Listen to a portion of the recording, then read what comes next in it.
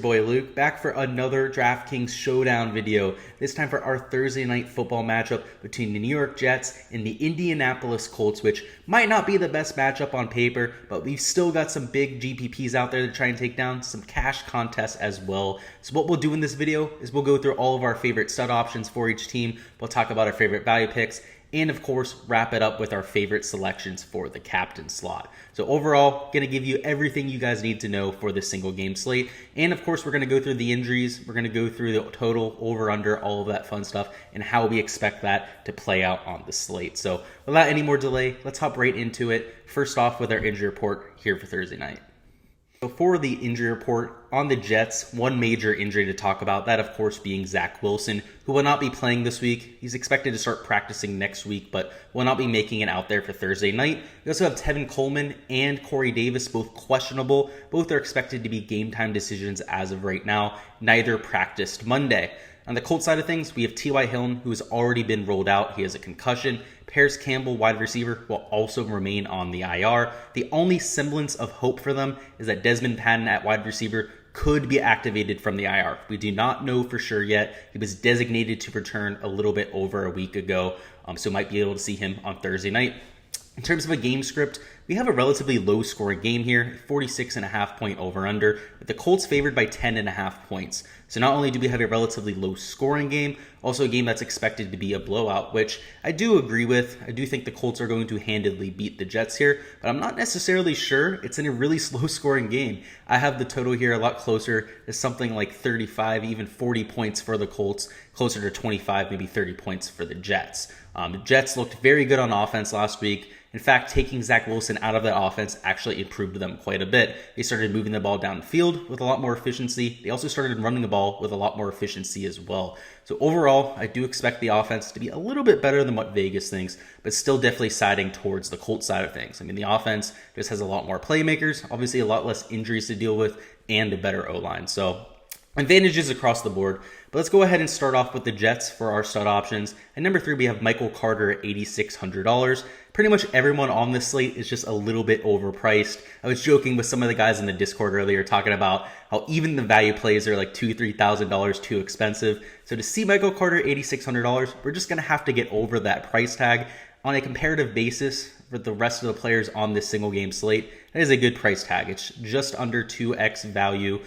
And at 20.1% ownership, I think you could do a whole lot worse as well. Obviously had over 170 yards of scrimmage yards last week in that win. Was extremely impressive throughout the air, also on the ground as a runner, and really established himself as the 1A running back here. I'd say 1B is going to be Ty Johnson. Still going to get a lot of looks out of the backfield as a wide receiver, but when they go to a rush-heavy attack, it is no doubt that is going to be Carter heading it. He's just a much more powerful runner, has also shown an ability to get plenty of yards after contact. So really like him there. Again, we're expecting the Jets to lose, so that kind of caps their upside at the running back position, but still think he has a few avenues to end up being optimal. At number 2, we have Mike White at $9,800.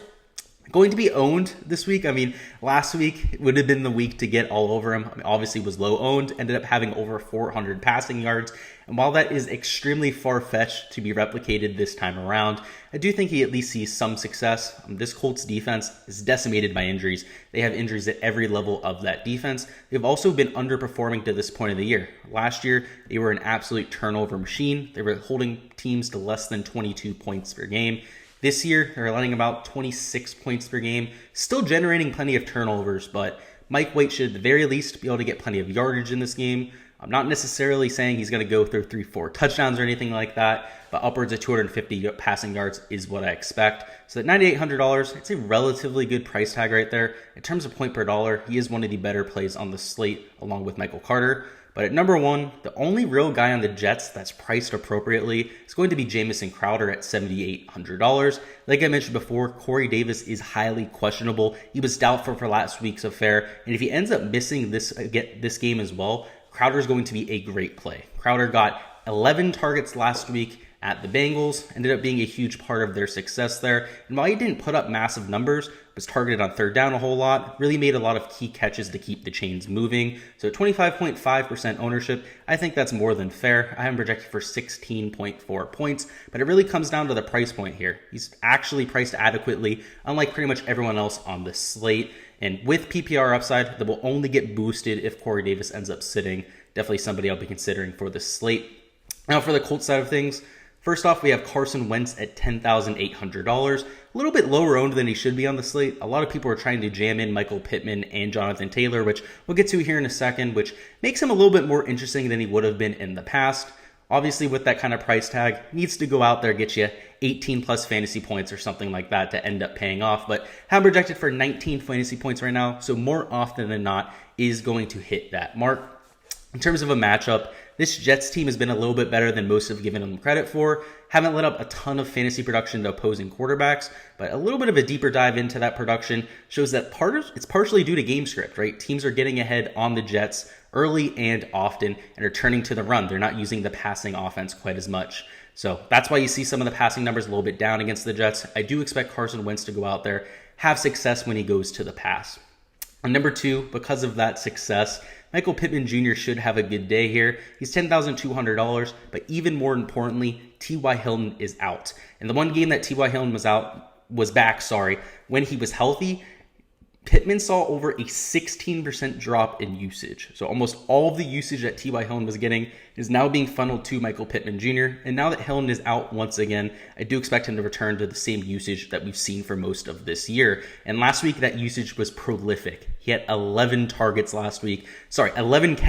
He had 15 targets last week. Of course, 2 touchdowns. It's an absolute monster game. And while he didn't put up a ton of yardage, it's extremely encouraging to see those kind of targets, right? He's going to break out a long game, especially, has been a monster in the red zone to this point, and has really elevated his game from year 1 to year 2 here in the NFL. So at 39.7% ownership, I think that's more than fair. This is somebody I'm going to try and get ownership leverage on, even if it's not all that much, just because of his upside, just because of the role that we've seen, particularly with T.Y. Hilton out.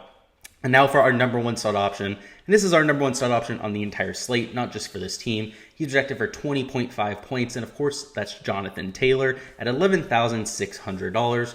Going to see an insane amount of ownership for somebody that's not a quarterback at the flex spot at 63.8% ownership. So obviously, a lot of people trying to fit him into their lineups, but it's well warranted. This Jets team without Zach Wilson is going to be a huge underdog here. We're expecting the Colts to be playing from ahead for at least most of this game. And in those type of game scripts, in that kind of game environment, Jonathan Taylor is going to get a ton of touches. This is already somebody who's been extremely productive at this point of the year. He's gotten more touches as the games have gone on. And he's also been more productive with those touches as games have gone on as well. Seems to get better with experience, better as teams seem to wear on throughout the year. So Jonathan Taylor at $11,600, while he is the most expensive player on this slate, is definitely well warranted. I'm going to have him in every single lineup, whether it's at the flex or the captain slot.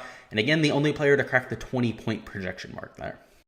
Now for our value picks. First off, we've got Mo Alley-Cox of the Colts. He's obviously their stud tight end there that sees a ton of red zone usage. So at $5,200 and nearly 25% ownership, he's definitely a little bit more expensive than we like, also garnering some ownership. Now on this slate, there's not much value to speak of. Like I mentioned before, all of these value guys are at least $1,500 too expensive. Mo Alley-Cox is in that same type of realm there. The thing with him that separates him from a lot of his peers is that he's actually starting and he's going to see a lot of snaps. A lot of the other people in this price range, even though they're overpriced, are going to see at most 40% of snaps. So with Mo Alley-Cox, if you're looking for a little bit of consistency, somebody who is going to see red zone targets as well, definitely go to him. He's the safe pick here. It's a little bit more expensive than we usually go here. But we're not going to be able to pay up for all the studs we want this week. That's just the fact of the pricing. It's just a result of that. So going to people like Mo Alley-Cox is going to lead us to more balanced lineups. Next up, we have Michael Badgley at $4,400. Don't always love going to kickers in this type of situation, but the Colts are big favorites here. Obviously, might not be trying to score 10 touchdowns against this Jets team. Might let up at some point. So Michael Badgley, if he goes out there, he gets you 3 or 4 field goals, 10 to 12 fantasy points, that kind of thing. That can end up being optimal in a GPP. Again, this is a relatively low over-under, just less than 50 points expected, right around the 48-point mark. So for Michael Badgley to be optimal, this is definitely, it's a little bit more likely this week than it is in most weeks, is where I'm getting at here. Somebody who's been accurate to this point of his career. This offense has been very efficient over the last few weeks. And if they end up being a little bit less efficient than they have been, maybe they don't punch it in for a touchdown every single time like they have over the last 3-4 weeks. Michael Badgley has a big game. Next up, though, for our number one value play, we have Keelan Cole Sr., who has slowly seen more usage in this Jets offense as the weeks have gone on. He started the year unhealthy, was not able to be active, was playing through an injury weeks 2 and 3, but now that he's gone on the other side of that, is completely healthy, we've seen a completely different player. So like I mentioned, usage has gone up game after game, as high as 4 catches and 6 targets last game.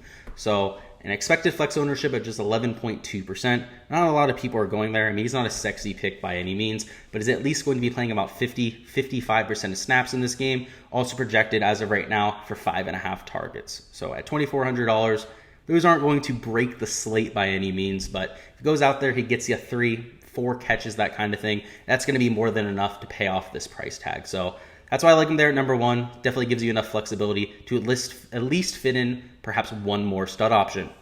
And now for our captain picks. At number 3, we have Jamison Crowder, who, again, he's probably the only appropriately priced player on this slate. So I don't hate putting him at captain to try and fit in an extra stud option. He's only $11,700. And like I mentioned before, particularly if Corey Davis is out here, going to get a ton of targets. He's just the only competent receiver they really have over there. Elijah Moore has been highly disappointing as a rookie. You have people over there that we hardly even heard of. I mean, Jeff Smith, Braxton Berrios, just people that should be non-factors in this offense. So, I mean, even Keelan Cole, right? Somebody who's the Jaguars' old trash.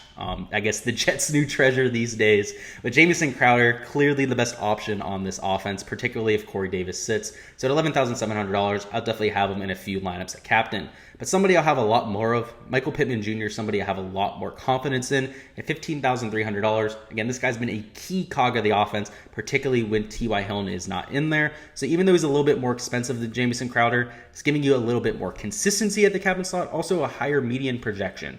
If you're playing in cash, you probably wouldn't go to Crowder just because of the volatility, but Pittman makes a great substitute there. But at number 1, our best captain play on the slate, and to be honest, guys, it's not even close here. This is going to be somebody I'm going to have over 60% exposure to at the captain slot. All my other lineups, the extra 40%, going to be used at the flex spot. Jonathan Taylor is a lock on this slate. He's $17,400. Definitely going to be owned at the captain slot. That's why I have to be as aggressive as I am, just to make sure I'm getting leverage there. But he's the only one that comes even close to his projection, 30.8 points. Obviously, somebody who's going to put up some usage on the ground, through the air as well. And in this type of game script where we expect the Colts to be ahead by a lot of points, he's going to get even more usage. And the thing about this Colts offense is as the year gone on, you might expect them to be putting in some of those backup running backs more, trying to take the load off of Jonathan Taylor. The opposite has happened. At the beginning of the year, Nyheim Hines was spilling Jonathan Taylor at about 30% of a clip, about 30% of snaps. Over time, that's gone down to around 18%. And Marlon Mack was a factor at the beginning of the season as well. He was playing around 7% of snaps. Just last week, played 0. So you've seen them try to focus this offense around Jonathan Taylor because he's been so efficient, because quite frankly, he's been one of the best running backs in the entire NFL. And I expect that to continue going forward, for him to get even more touches, for him to be an even more key piece of this offense. So for me, it's a no-brainer. That's why he comes in at number 1 at captain. That's all we've got for our Thursday night football picks. Go ahead and let me know down in the comments who you've got as your favorite captain play for this slate. Obviously, for me, pretty straightforward. I think it's Jonathan Taylor, but if you disagree with me, go ahead and let me know who you've got. If you agree, let me know as well. Always like to hear from you guys. As always, I appreciate your support here on the channel. If you guys haven't already liked the video, if you haven't already gotten a chance to subscribe, make sure you guys go ahead and do so. We're going to have even more football content coming throughout the week. We have our core picks already up for week 9. We're going to have values, fades, and sleepers. Of course, our weekly live stream on Sunday morning as well. So make sure to subscribe so you guys don't miss any of that content. But until next time, good luck with all of your lineups that you're entering this week, and see ya.